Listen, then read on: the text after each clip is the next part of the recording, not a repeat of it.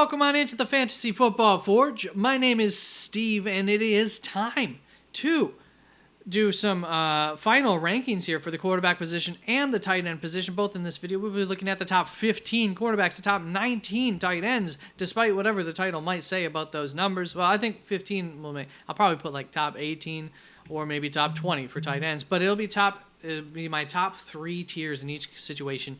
Random cut, I'm going to just have to insert this somewhere because I want to let you know 2 things. Regular season's obviously right around the corner. You know that. But what you may not know is that I will be available a lot this year for any of your fantasy start-sit questions, etc. throughout the week. If you want to come in, ask me questions about your waiver wire and who to take to. People do that. So things will get busier for that. I will be live 1 hour prior to kickoff on Thursday nights. Maybe not. Maybe I'll move that to an hour and a half early. I will be live Saturday. That time might fluctuate. I might test out a couple of different times because I want to catch up if, maybe like while you're getting ready to go out on Saturday evening, sometime then. I don't want to catch you while you're trying to mow the lawn, and I don't want to catch you while you're already out at the club. So I got to find that sweet spot. And then on Sunday mornings, as always, 2 hours prior to kickoff, we'll be live. I think I was doing 2 hours. So I'll be live Sunday mornings, Saturday evenings, and Thursday before kickoff. In addition to that, this coming week, leading up to the holiday weekend, and on the holiday weekend, I will be available here on YouTube quite a bit, so that way you can get some practice mock draft sessions in against some humans instead of against all robots. So that should help you to get a little bit better practice in, so you're more prepared for your drafts. So back to your video. Quarterback position, I don't have a whole lot earth-shattering. I mean, there hasn't been a whole lot of changes throughout the offseason. Not a whole lot of difference of opinion compared to the experts as well. We'll go through the quarterback position shortly. You can find all my rankings if you're in a 2-quarterback league. This isn't enough for you. I've got 35 quarterbacks ranked, some 50-odd maybe tight ends ranked, way more wide receivers and running backs ranked than were in those videos. If you haven't seen those videos, they've already been released, I'm sure. And up on the website, you can see those rankings up at the top. There is a rankings tab. Also, up on this page, rankings page, you could click on this printable draft sheet where you can see this thing that you can print out. This is a nice cheat sheet for you to print out. It worked nicely for me in my drafts. I liked it, cross off the players as they get taken by position here. And this is not exactly the same as my rankings, so if you wanted to use my rankings straight up, you need to print off those sheets because this is the ADP plus my rankings averaged out and then in that order.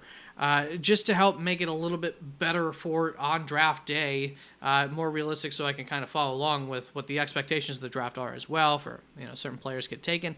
And as always, if you use this cheat sheet or any cheat sheet, I will suggest that ahead of time you go through it, asterisk, highlight, whatever, make them stand out. Any players that you like a lot that are a little bit lower than you would think that they should be in the draft order, so that way you can take advantage of that knowledge. All right.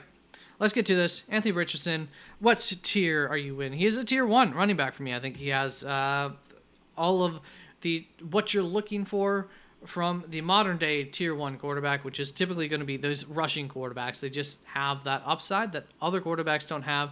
And you will see that that's most of tier 1. So that's going to be Jalen Hurts, also a tier 1 running back. Why don't we find the other ones? We can just figure it out. Josh Allen, obviously a tier 1 running back. He's also been the number 1 fantasy quarterback, tier 1 quarterback for the past several years. Lamar Jackson, obviously going to make it into this conversation as well. And there is one quarterback. Can you figure out which one it might be who makes it into my first tier of quarterbacks, despite the fact that they don't have this true, he is a dual threat, but he's not, he doesn't ever really run for like 50 yards in a game like some of these other guys will.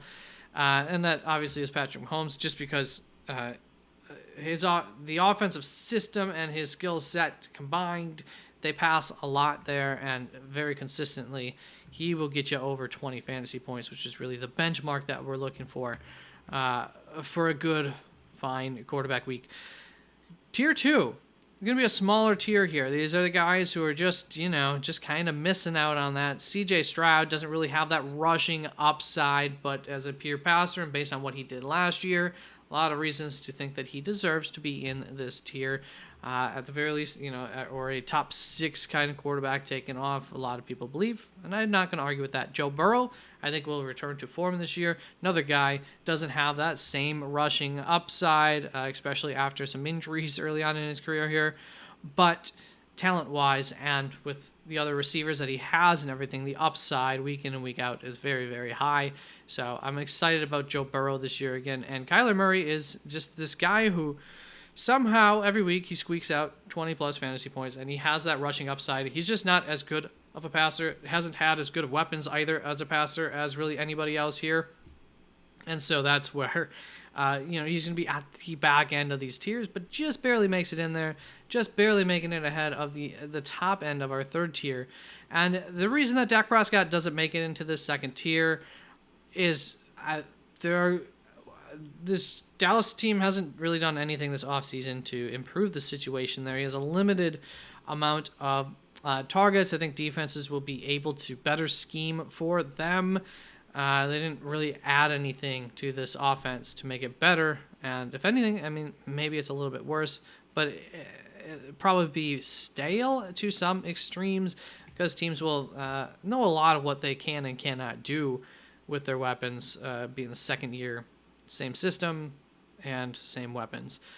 Jordan Love I have in here, this tier 3. Inconsistency concerns throughout the season. It was his first year, and he was like the QB1 in NFL terms. At least I don't know for sure about fantasy for like the second half of the season last year. So obviously a lot of upside with him, but I don't know that it'll come true, and the rushing upside isn't as high as some others. But it is for Jaden Daniels. He's a tier 3 guy. Trevor Lawrence.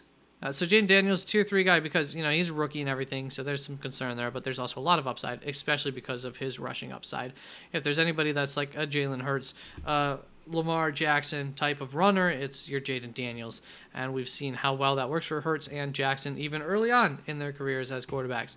And we saw last year for Anthony Richardson too, in a small sample size, how well that was working for him.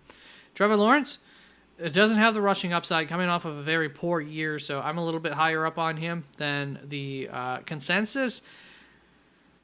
And, a lot of offensive changes from last year to this year that may not be better, so I get it, but I think he'll be better than last year. Tua Tagovailoa makes it into this tier team that, as we talked about with the running backs, they ran the ball in a lot, which left high scores on the scoreboard, but a lot of times Tua not so high up on the fantasy scoreboard. And that is something that could easily flip. I don't know how easily, but more so I think it could flip for him than somebody who doesn't make this list. Jared Goff just barely missing the cutoff. Once again, that's one of those things where I have to make the cutoff somewhere. And for Jared Goff, it's just we've seen 2 years of, once they're down there, they're probably running the ball into the end zone, and that just removes some of that higher upside from Jared Goff in any given week and season long too. And so Tua, we saw that last year. Will we see it again? I don't know. He's got some good weapons around him though, and he's got a tight end now, and maybe OBJ possibly, who should be able to help to make him a little bit more efficient once they get into that red zone for a few more touchdowns, passing touchdowns. Brock Purdy is, one of those guys, I guess, like Kirk Cousins for years, just boring, and therefore he falls in drafts. But just like Kyler Murray, he pretty much gets you like 20 fantasy points somehow a lot of weeks. So the ceiling, not fantastic for Brock Purdy, but there is a ceiling that's decent. And the floor, they click. That offense will click against bad teams, whatever, some weeks. And Brock Purdy sometimes will end up throwing for 3 touchdowns instead of rushing for a bunch of touchdowns from, of course, Christian McCaffrey. And then Caleb Williams, though, going to make it into this tier. A little bit of the unknown upside, the mystery box compared to the Jared Goffs, Kirk Cousins, Matt Stafford, Aaron Rodgers, Justin Herbert, who I have all right behind him, whose upsides are limited by age, situation, system that they're in, some combination of that production over the last couple of seasons, maybe two. Caleb Williams, unknown, a lot of weapons. He has some rushing upside in the similar sense of a Patrick Mahomes, of a Jordan Love, where he gets you a little bit of a higher floor just because he might get you a solid like 20 yards. So that is it for the quarterbacks. I'll quickly put them in order, but I don't think there's too much explanations that will be needed. They were almost in order, actually. These tier 2 was already in order. So tier 1, Josh Allen, Lamar Jackson, Jalen Hurts, Anthony Richardson. So all the rushing quarterbacks I put at the top of this tier over Patrick Mahomes. I do think with the weapons that they've added there in Kansas City, well, that's why I have, if they didn't add those wide receiver weapons, Patrick Mahomes wouldn't be in tier 1. But they did, and so I do think that he will be, once again, that very, very consistent, high-scoring guy. But the ultimate ceiling, I think just as often, these running quarterbacks will be able to match him in any kind of given game. Anthony Richardson, down the stretch, I mean, in his small sample size, if you break that down, he was the number one. He would have been pacing out for the average fantasy points, the highest of any quarterback at the end of the season. So QB1 kind of status. But the edge goes to the veterans who've been there, done that. We've seen it from them more so than Anthony Richardson, and so that's why he became my fourth quarterback there. CJ Stroud, Joe Burrow, Kyler Murray, talked about these. Obviously great situations, but they just don't have, well, for Stroud, Joe Burrow, they just don't have the same kind of rushing upside, and they're not as good at quarterbacks as Patrick Mahomes. And Kyler Murray does have this rushing upside, but he's just not as good of a quarterback, or has had as good of weapons at the very least as anybody else here, and so he hasn't really put it together in any season to say that he belonged in this group. Then that brings us to our third tier. Once again, Dak Prescott, really on this borderline based on what he's done. He definitely deserves to be right there ahead of probably Kyler Murray, but in that argument there. And then Jordan Love, Jaden Daniels, Brock Purdy, Trevor Lawrence, Tua, Caleb Williams. I talked about each of them a little bit, so I don't think I have too much explaining to do. If you really want me to explain a specific, why do I have so-and-so over so-and-so, just ask. All right, let's get on to the tight ends. All right, here we are at the tight ends. Once again, 3 tiers. I think it works out nicely here for guys who have a lot of confidence in, guys who we still have high expectations for, but not as much confidence in, or we kind of know what they are, etc. And just less of a chance of being like a top 3 type of tight end. And then into the question marks that we're okay drafting, but we know the likelihood of them finishing as a top 5 tight end is not very likely. So we'll start off with Brock Bowers, and he is going to be in that third tier. He's a rookie, but he has a really nice situation ahead of him outside of the quarterback, and he could be the second most targeted guy in that offense. That wouldn't be a shock at the end of the season. So a lot of upside for Brock Bowers. He's also a rookie tight end, and usually that doesn't produce very well for fantasy. So we want to be smart with how early we draft Brock Bowers in our drafts. Cole Kmet going in tier 3, somebody who I've dropped recently, and I really don't feel too comfortable drafting him at this point in time with news that Gerald Everett is splitting some time with him. On top of that, a lot more mouths to feed rookie quarterback, which can work into the tight end's favor, but I don't know that it necessarily will in this case. Especially with, once again, those weapons that he's got at wide receiver. And then you got DeAndre Swift as well competing for in the same area of the field too. So Cole Kmet, a lot of competition there. I don't know about the ceiling or the floor anymore for him. Dallas Goedert's also going to be, he's one of those guys where we're going to put him in tier 2. He's earned his right to be in tier 2, and I still think there's a lot of upside, and I don't know that Jahan Dotson comes in and really hurts, taking some slot work maybe could hurt Dallas Goedert a little bit if they were to get a really good slot wide receiver. So I'm not too afraid of that, but that could be the difference in your mind of pushing him out of this tier. I wouldn't be too upset with that. Really good player, really good situation, and we've seen really good production from him in the past. It's been a little bit too inconsistent for the last year was weird, injuries and stuff, but last year and a half it has been inconsistent. Dalton Kincaid is a guy who's going to make it into tier 1. He could be the lead receiver on his team, a team led by Josh Allen, one of the more elite quarterbacks in the league.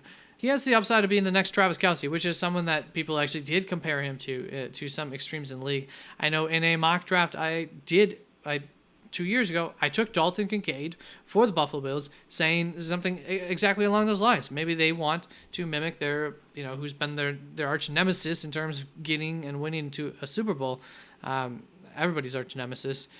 And so they end up taking Dalton Kincaid, and we'll see if that. You can't say that is likely that he has that kind of upside. But for fantasy purposes, I mean, if he's going to be the lead target getter on an offense, that's step number one to having that kind of fantasy production. Dalton Schultz, a tier 3 guy here. I will say preseason's been pretty promising for him in terms of target share from CJ Stroud. So with all the mouths to feed, that was part of the reason why I'm not more optimistic about Dalton Schultz. But preseason numbers have looked pretty nice for him. David Njoku's going to be in this third tier for me. I did a video specifically on David Njoku for my player highlights series. Go check that out if you want to see more specifics on it. But I mean, the short of it is that the quarterback that made him so successful for fantasy is not there anymore.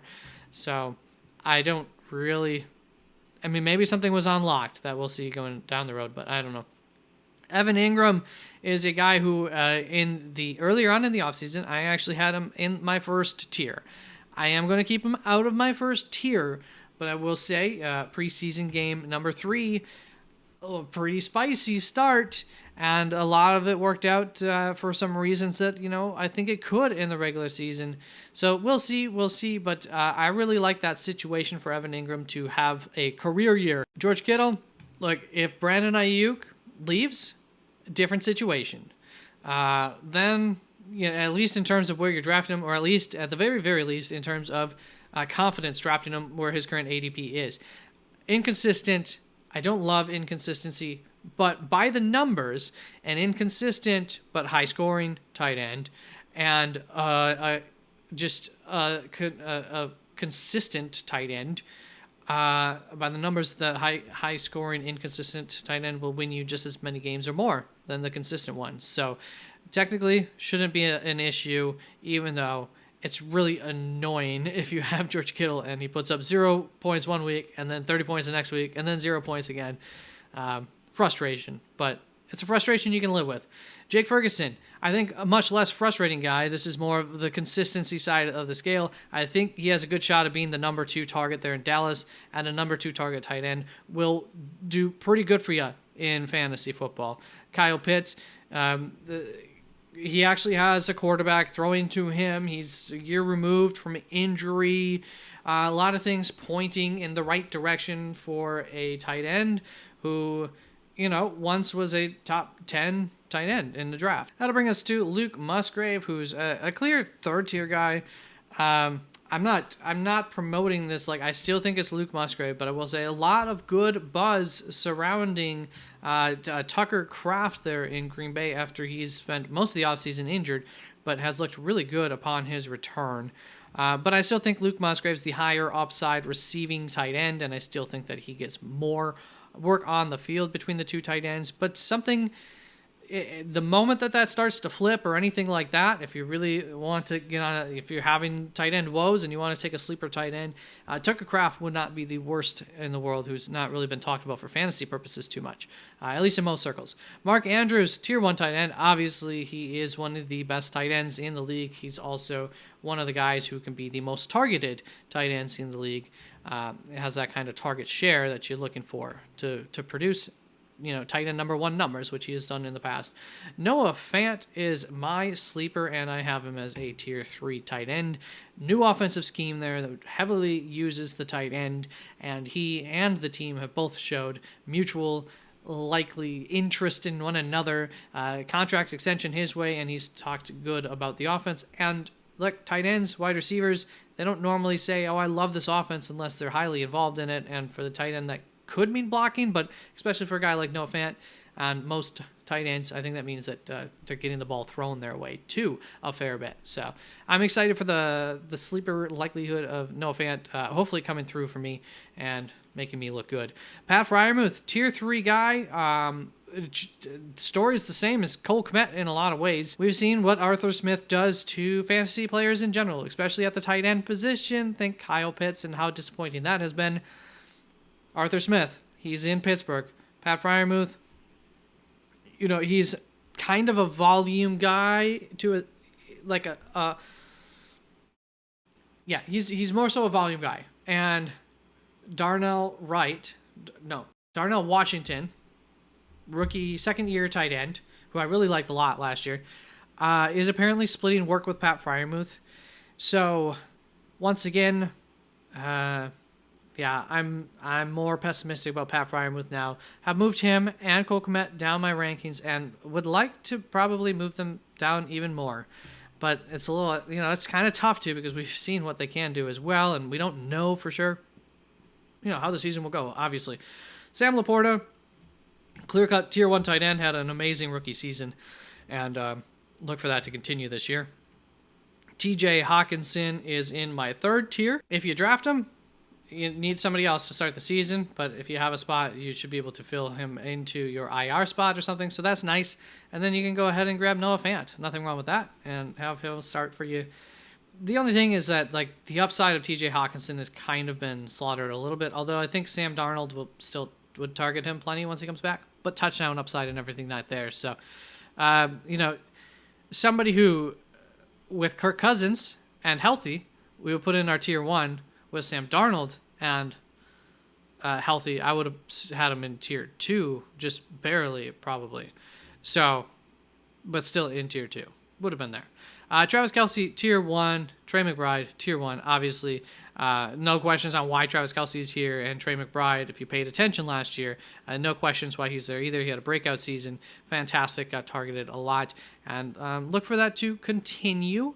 There's still not a whole lot of great targets outside of Marvin Harrison Jr., so he should be the second heaviest targeted guy on that team.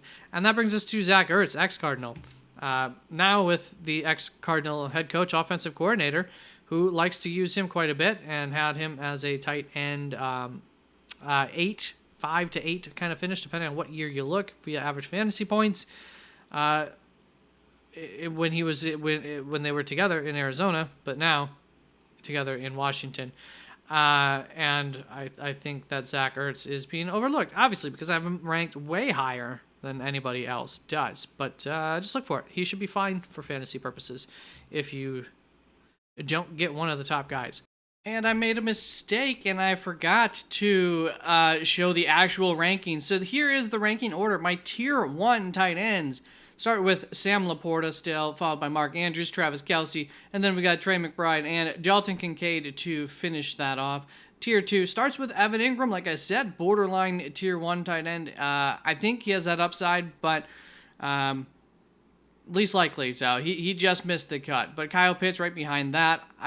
Still a lot of potential there. George Kittle, we know there's the potential. Jake Ferguson, number 2 target on, with a good quarterback in that offense in Dallas, and Dallas Goedert, based on previous history. Then our tier 3 tight ends start with David Njoku, who we saw something great from last year. My confidence factor on this is not high, though. Dalton Schultz coming up next there, who, once again, confidence factor not great throughout this tier until we start to get towards my sleepers. So Brock Bowers follows that up. I am totally cool if you want to take Brock Bowers over either of those two ahead of him. Luke Musgrave, Pat Fryermuth, Cole Kmet, and then we've got Zach Ertz, TJ Hawkinson, and Noah Fant to finish off that tier. And that's pretty much going to wrap up the show. I think I might say goodbye to you yet. Otherwise, peace out.